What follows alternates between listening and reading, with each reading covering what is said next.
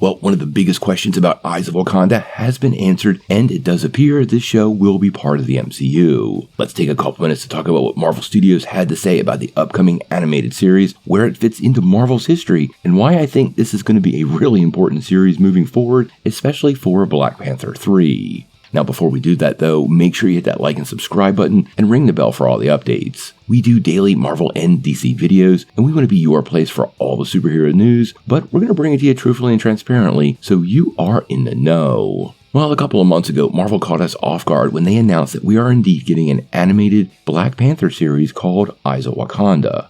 Now, we just finished up the season finale of X-Men 97 and recently found out that What If Season 3 is likely up next, with Marvel Zombies right around the corner. Now, recently, the head of Marvel Television, Streaming, and Animation, Brad Winterbaum, talked a little bit about the project and seemed to confirm a very, very important detail about the show. Now, we had previously heard the show will follow some of Wakanda's bravest warriors trying to retrieve vibranium artifacts throughout Wakandan history. But like most of the MCU animated shows, it was super unclear where this is set and if it's on an alternate Earth. What If is technically part of the MCU, but none of these characters exist in the Prime 616. But based on these recent statements, it appears this show will be different. In an interview with comicbook.com, Winterbaum confirmed Eyes of Wakanda is an MCU show. This is the history of Wakanda as told through the War Dogs, and it's some of the best animation we've ever done. Todd Harris is the creator on this one. This is such a cool show.